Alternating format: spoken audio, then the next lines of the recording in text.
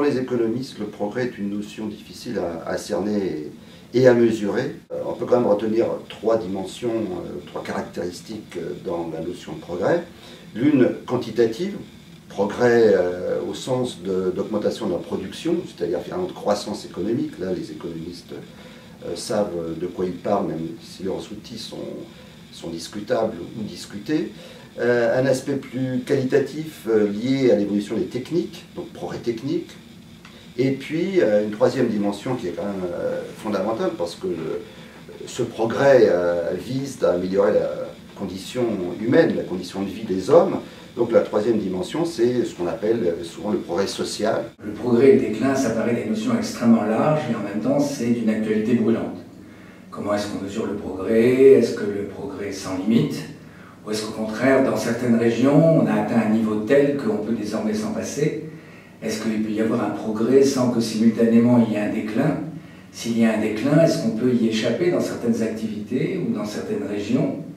Est-ce que le progrès est bien partagé ou bien est-ce qu'il accentue les inégalités? Tout ça, c'est des choses que tout le monde et les lycéens vivent au quotidien. Le matériau photo, il apporte tout d'abord la possibilité de mettre à plat les représentations des élèves. Parce que les représentations, c'est quelque chose qu'on peut formuler en fait en les interrogeant, les questionnant. Mais là, l'élève, à un moment, va les fixer. Donc il y a une discussion vraiment sur quelles sont les représentations qu'ils ont. Ça permettait de partir de quelque chose qu'ils font au quotidien, et puis à partir de leur démarche, de leur regard, d'avoir ce mélange d'une approche économique cadrée par leur professeur, et puis d'une démarche artistique avec un photographe qui les conseillait sur la bonne façon de faire les choses. Et l'idée, c'est de partir de leur représentation du réel pour ensuite en tirer des informations. Ils ont fait un travail à la fois individuel et à la fois collectif, c'est-à-dire la prise de vue qui est individuelle, et après s'effacer pour laisser place à la classe dans le choix des photos, des textes, des légendes. Le fait de poser sur une image une légende et véritablement être d'accord dans un groupe de 4 élèves sur ce qu'est le progrès et le déclin, pour l'enseignant, il va pouvoir s'appuyer sur cette photo.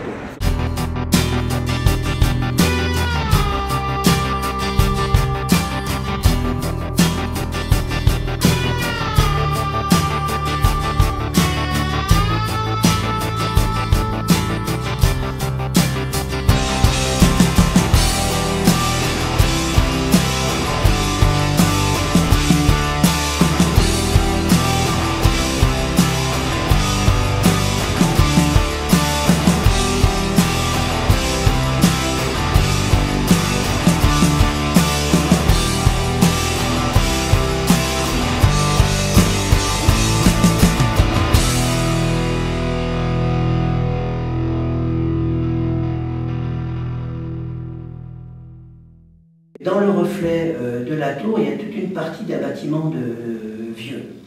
Et donc, c'est voilà, ce déclin et le progrès.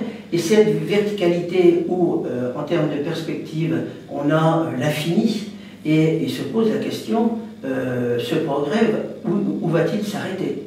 La tour, effectivement, qui montre la capacité de l'homme à maîtriser les techniques, mais qui, la photo est assez bien prise, monte vers le ciel, j'allais dire sans raison et sans limite.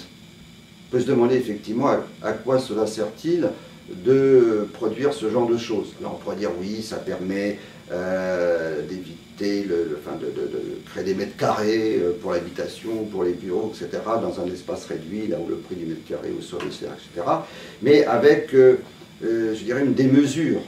Par exemple, il y a une photo c'est un groupe de filles qui ils se fait prendre devant un hôtel de ville. Et qu'est-ce qu'ils disent? Parce que ça n'a rien à voir avec l'économie. Mais en fait, qu'est-ce qu'ils disent? Ils disent, voilà, aujourd'hui, on est frappé par les inégalités, l'injustice, la précarité, et surtout les inégalités par rapport aux origines, au statut social. Et au travers de ça, ils interpellent l'économie. Quelle place on peut avoir si vous ne nous acceptez pas? Et donc c'est en fait une image qui directement n'a rien à voir avec l'économie, mais dans la façon de comment dans leur démarche expliquer, là ils interpellent, eux, leur place dans l'économie. Deux autres photos montrent un aspect pervers, ou en tout cas une autre face du mouvement général de progrès, qui est la montée du chômage, donc des gens qui font la queue devant Pôle emploi en France, ou une personne assise par terre, mendiant, alors que devant passe une jeune fille avec son téléphone portable. On s'aperçoit quand même que certains thèmes n'ont pas du tout été représentés. Par exemple, tout ce qui concerne la vie domestique, l'entreprise. On a énormément de photos sur l'espace public, sur la sphère publique, sur le rôle de l'État comme régulateur, mais très peu de photos sur le progrès dans les entreprises, dans les relations sociales ou le déclin. Ce projet s'intègre véritablement bien au niveau de l'éducation nationale dans une perspective qui est beaucoup plus riche que simplement d'acquérir des notions, de passer un examen, mais aussi de former le citoyen et puis aussi apprendre à travailler ensemble.